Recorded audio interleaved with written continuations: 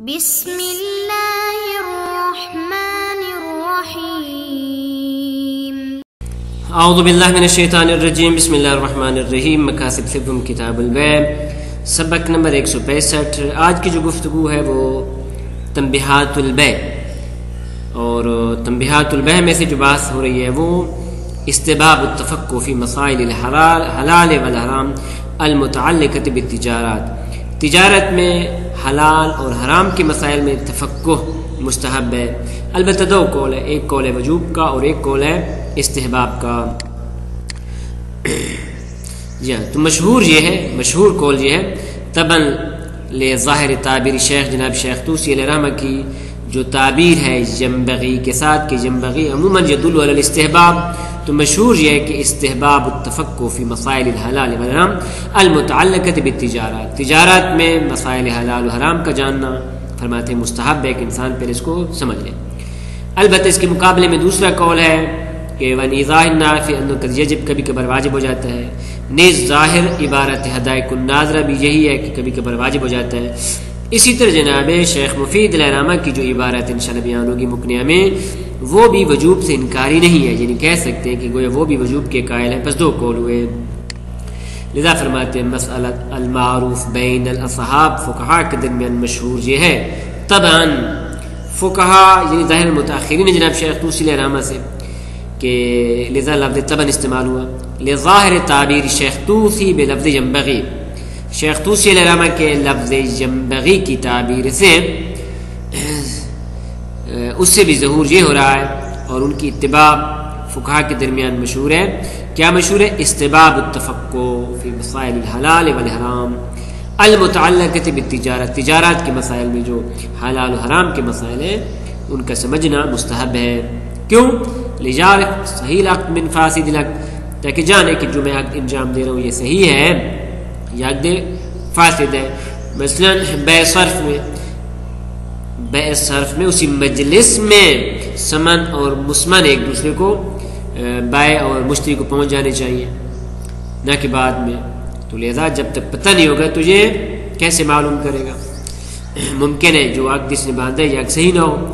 صحیح العقد من فاسد العقد، نیز ویسلم من الربا، جیسا کہ آگے بیان ہوگا ربا سے انسان بچ جائے، ربائے معاملین مکیل و موزون۔ تو جب مکیل و موزون ہے تو ضروری ہے کہ دونوں چیزوں کا وزن برابر ہونا چاہیے، اگر ایک میں کم ہے ایک میں زیادہ ہے تو ممکن انسان ربا میں پڑ جائے، لذا ربا سے بچنے کے لیے مستحب ہے۔ البتہ وَنِیزَاهِ النَّافِ أَنَّهُ قَدْ يَجِبُ، ایذاء نافع میں فرماتے ہیں کہ کبھی کبھار واجب ہو جاتا ہے تفقہ، وہ ظاہر عبارت الحدائق ہے، صاحب حدائق الناظرہ کی عبارت کا ظہور بھی اسی میں ہے کہ قد یجب۔ اسی طرح وکلام المفید رحمۃ اللہ علیہ فی المقنعہ، مقنعہ میں شیخ مفید علیہ رحمہ کی کلام ایضا لا یا بالوجوب، وہ بھی وجوب سے انکاری نہیں ہے کہ واجب ہے تفقہ۔ کیوں؟ لأنہ بعد ذکر قولہ تعالی، کیونکہ انہوں نے ابتدا میں روایات اور اسی طرح قرآنی آیات بیان کی اور اس کے بعد اپنی نظر پیش کی ہے۔ کس طرح کہ انہوں نے فرمایا لا تأکلوا اموالکم، خداوند عالم کا یہ قول نقل کیا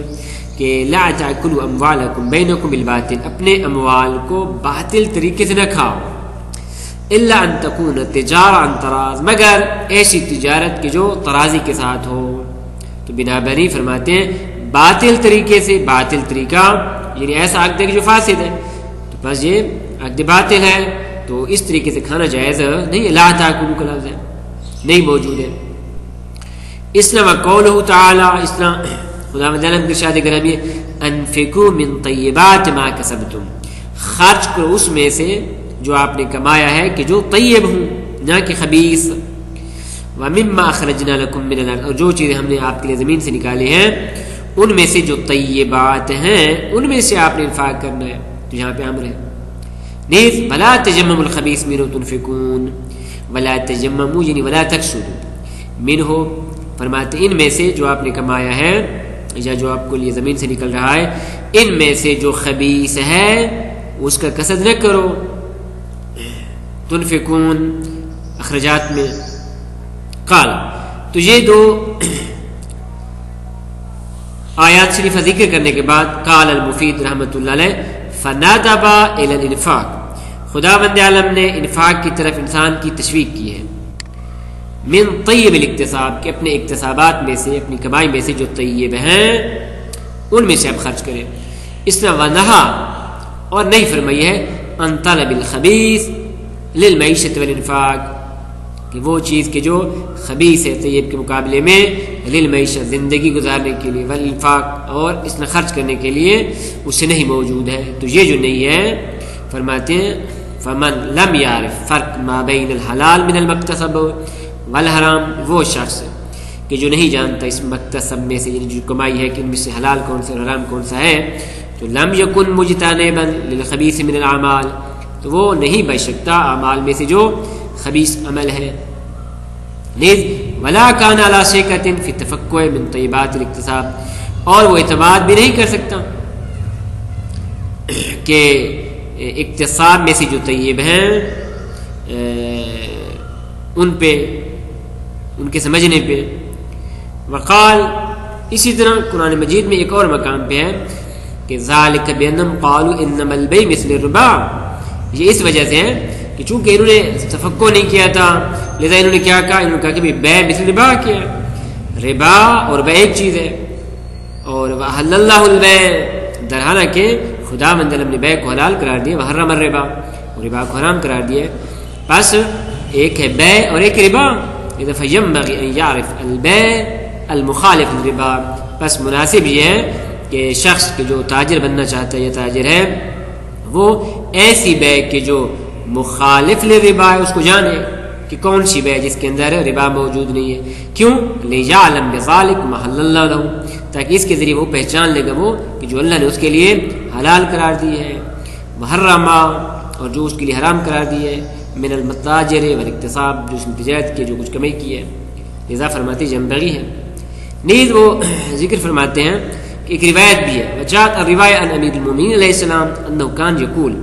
کہ جناب اس طرح فرماتے تھے جناب امیر کہ من اتجر بغیر علم، جو شخص بغیر علم کے تجارت کرتا ہے،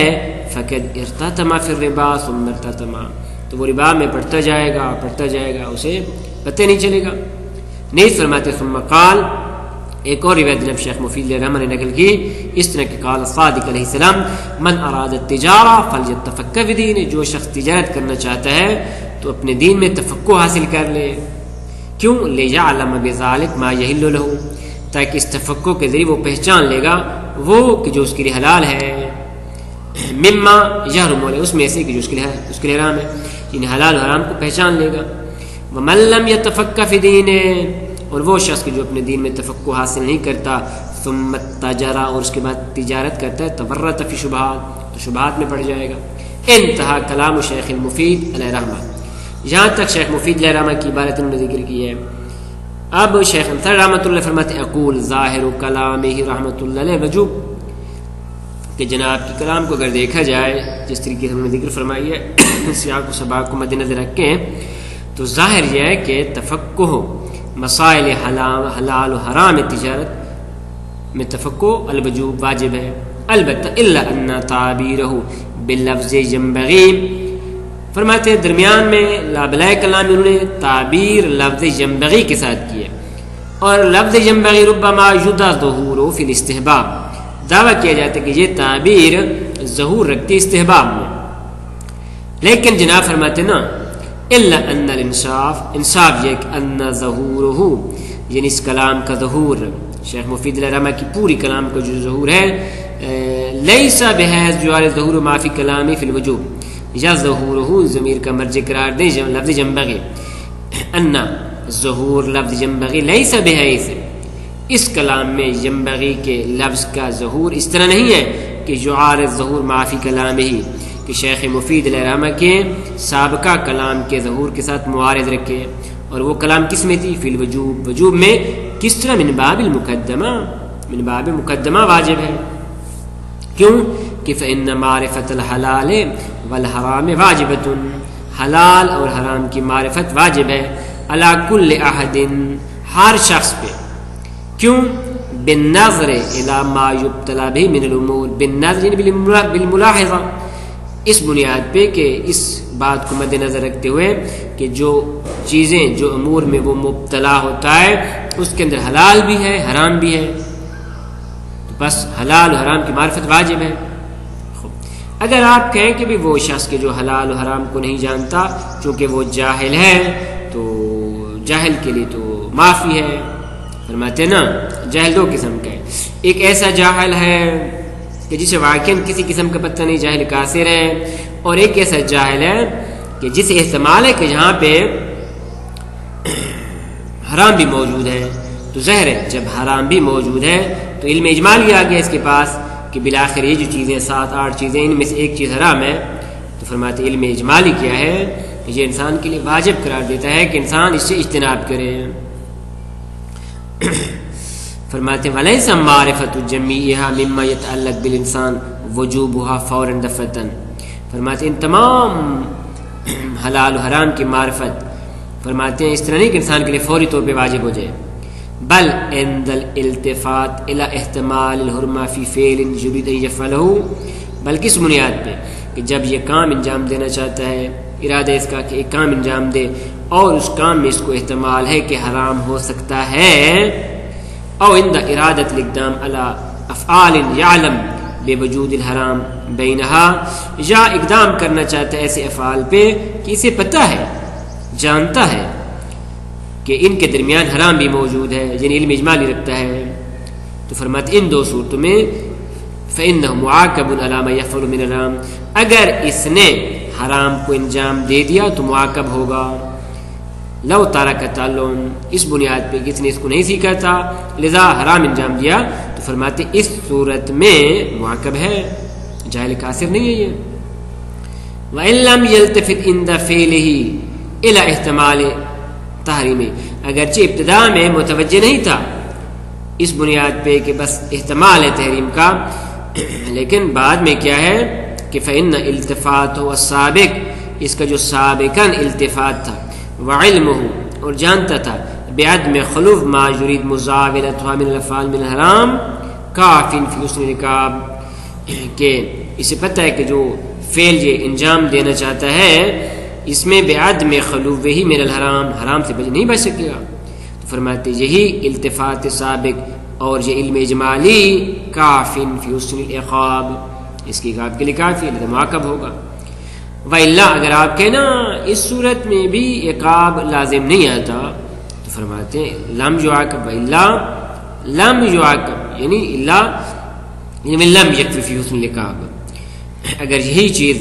حسن عقاب کے لیے کافی نہ ہو تو لم یعاقب اکثر الجحال علی اکثر المحرمات، بہت سارے ایسے جاہل ہیں کہ جو بہت سارے محرمات کو نہیں جانتے،